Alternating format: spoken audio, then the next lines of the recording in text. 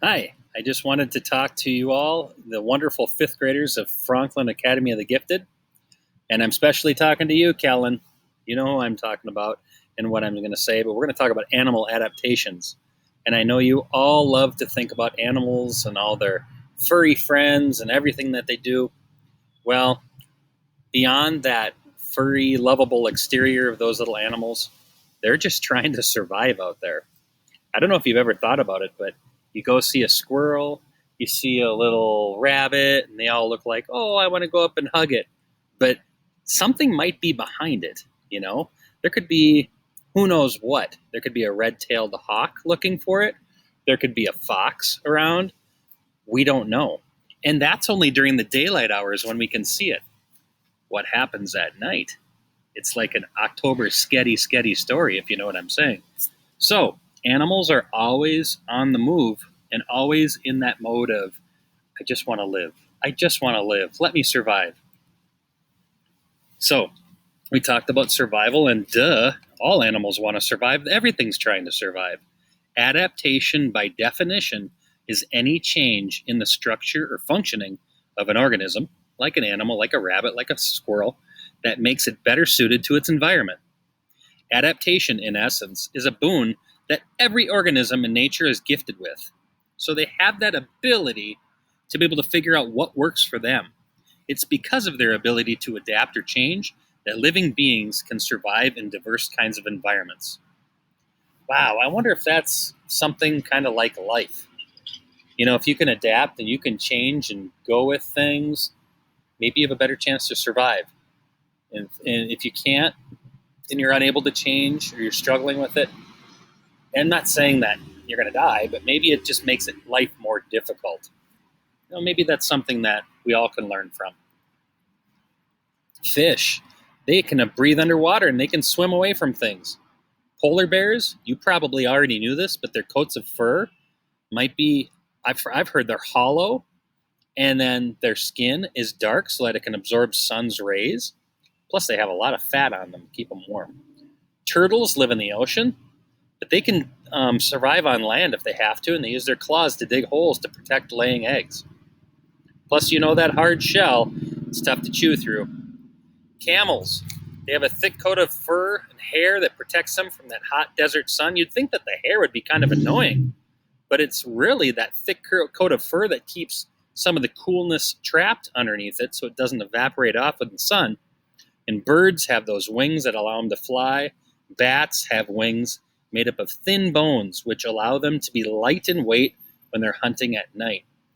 Bats also hibernate, allowing them to survive in different kinds and multiple climates. You know, the caribou is an interesting animal. It lives up where it's cold, and they have a warm, thick coat that protects them from extreme cold in the winter. But sometimes they get attacked by animals, other animals, and maybe you can think of a few. They'll that really thick hide keeps them from having some very major injuries.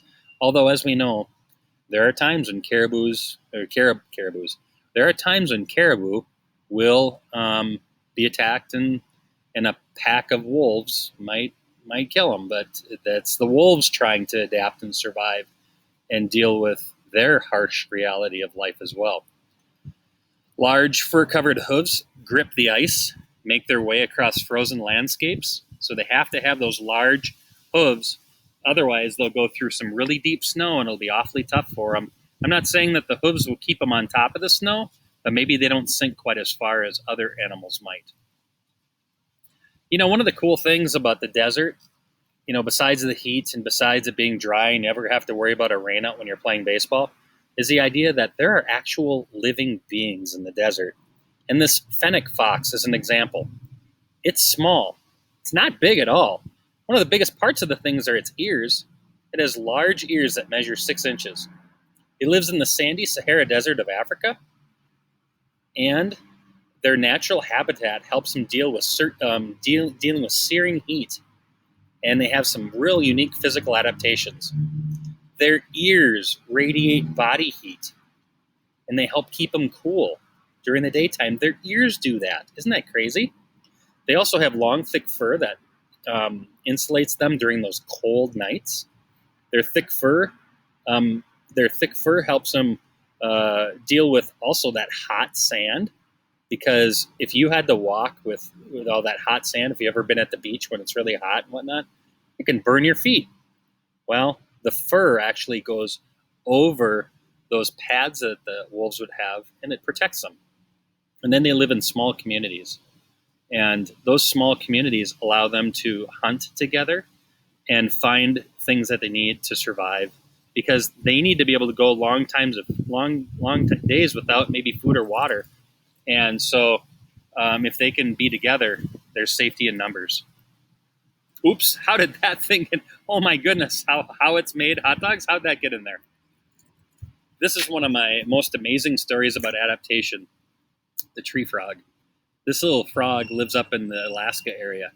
And as we all know, Alaska isn't exactly known for its beaches, palm trees, and sunny summer life. It's cold up there. Some of you like cold weather. Some of you aren't a fan of it.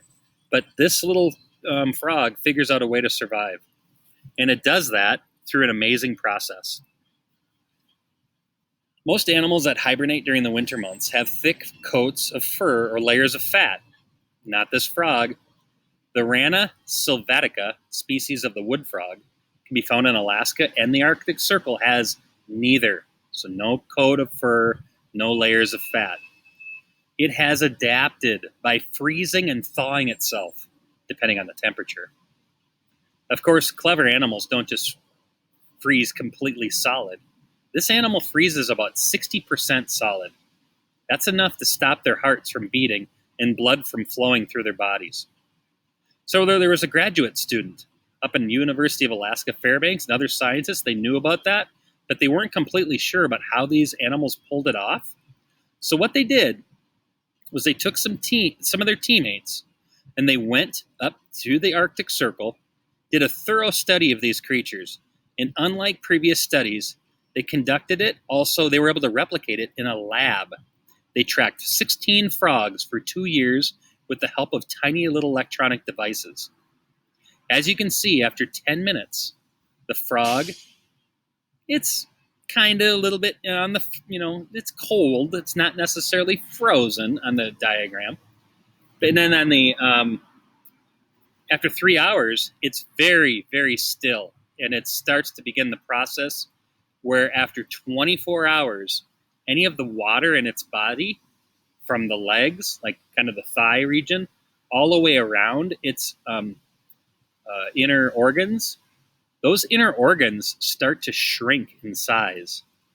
And all the way up through the throat, face, nose, and part of its head, it becomes a solid block of ice.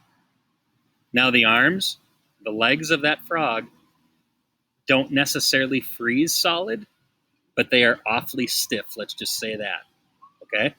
Now, on YouTube, there are videos that you can see where you can watch a frog freezing and thawing in slow motion. The freezing and the thawing process doesn't just happen one time for these frogs. Right now, at this time of year, they're actually practicing their freezing and thawing process. They may freeze 10 or 15 times and thaw 10 or 15 times and go through that practice cycle before their internal clock says, okay, it is winter time and we need to shut this thing down. So during the month of October, they may be, depending on the outside temperature, if it's in the 30s or 20s, they may spend 15 minutes to 30 minutes starting the process of staying still, where they eventually will start to thaw down, or I'm sorry, not thaw, where they will freeze down. Takes about 24 hours to completely freeze, but they might spend 3 to 6 hours doing a practice freeze overnight and then warming back up and then moving around and doing that until it starts to get to be late November or late October, early November. And then all of a sudden their internal clock is saying, yep, we're good. We're good. It's time to call it a winter.